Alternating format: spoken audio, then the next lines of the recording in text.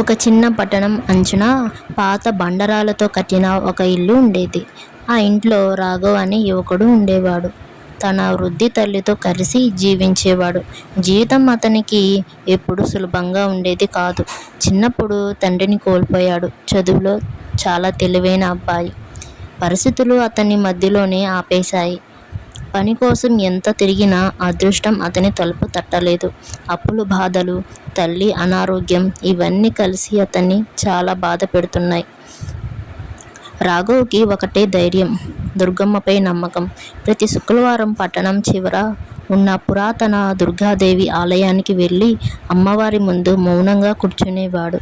ఏమీ అడగకుండా తన కళ్ళల్లో కన్నీటిని మాత్రమే తన ప్రార్థనగా మారేవి. అమ్మా, నాకు దారి చూపించు అనే మాట అతని హృదయంలో ఇప్పుడు ప్రతిధ్వనించేది. ఒకరోజు పరిస్థితి మరింతగా దారుణమైంది. ఇంటి యజమాని అద్దె కోసం ఒత్తిడి చేశాడు. మందుల కోసం డబ్బు లేక తల్లి బాధపడుతుంది. ఆ రాత్రి ఆకాశం వైపు చూశాడు రాఘవ్.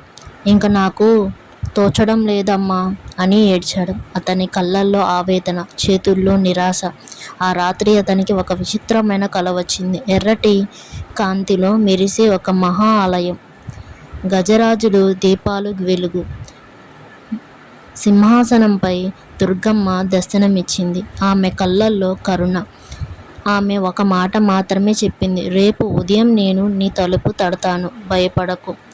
రాఘవ్ నిద్రలో ఒక్కసారి ఉలికిపడి పైకి లేచాడు. కల అంత స్పష్టంగా ఉండడంతో అతని గుండె బలంగా కొట్టుకుంది.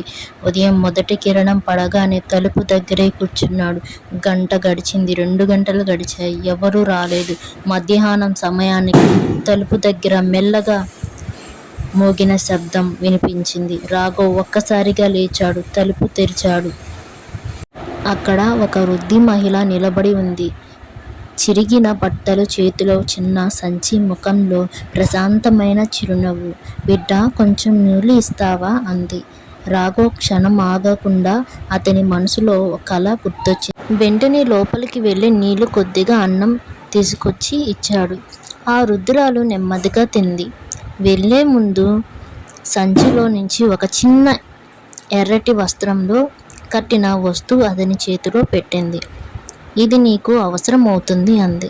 రాఘవ్ ఆశ్చర్యంగా చూస్తుండగానే ఆమె మెల్లగా వీధి చివరికి నడిచింది. అతను తక్షణం తర్వాత బయటికి వచ్చి చూస్తే సరిగ్గా ఆమె అక్కడ కనిపించలేదు. ఆ ఎర్రటి వస్త్రం విప్పి చూడగా అందులో ఒక పురాతన వెండి నాణ్యము, ఒక చిన్న కాగితం. ఆ కాగితంపై ఇలా రాసి ఉంది, నీ ఇంటి వెనక నేలలో నీ తండ్రి దాచిన సత్యం ఉంది. రాఘవ్ గుండె బలంగా కొట్టుకుంది. ఆ రాత్రి ఇంటి వెనక భాగంలో తవ్వడం ప్రారంభించాడు. కొద్దిసేపటికి ఇనుప పెట్టె తగిలింది. తెరిచి చూడగానే పాత వస్తువులు, భూమి రిజిస్ట్రేషన్స్, డాక్యుమెంట్స్, ఆ ఇనుప పెట్టెలో కొంత బంగారం కూడా ఉంది. తండ్రి కొన్ని సంవత్సరాల క్రితం దాచిన ఆస్తి ఆధారం. ఆ పత్రంలో రాఘవ్ తన కుటుంబానికి చెందిన భూమిని తిరిగి పొందాడు, అప్పులు తీర్చాడు, తల్లికి చికిత్స చేయించాడు, చిన్న వ్యాపారం మొదలుపెట్టాడు. జీవితం క్రమంగా పెరిగింది. కానీ అతను ఎప్పుడూ మర్చిపోలేదు ఆ వృద్ధురాలి కళ్ళలో కనిపించిన ఆ కరుణను. కొన్ని రోజుల తర్వాత ఆలయానికి వెళ్ళి పూజారి దగ్గర ఆ సంఘటన చెప్పాడు.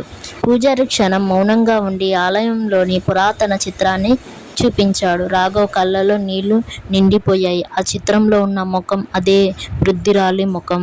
పూజారి మెల్లగా అన్నాడు, అమ్మవారు ఎప్పుడూ భక్తుల్ని వదలరు, కానీ ఆమె తలుపు తట్టింది నిజమైన విశ్వాసం ఉన్నవారి దగ్గరే మాత్రమే.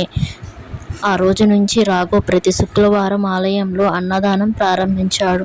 ఎవరైనా కష్టాల్లో ఉన్నవారు వస్తే ఆ మాట మాత్రమే చెప్పేవాడు. తలుపు దగ్గర శబ్దం వినిపించినప్పుడు అదే సాధారణ అనుకోకు, కొన్నిసార్లు దుర్గమ్మే వస్తుంది.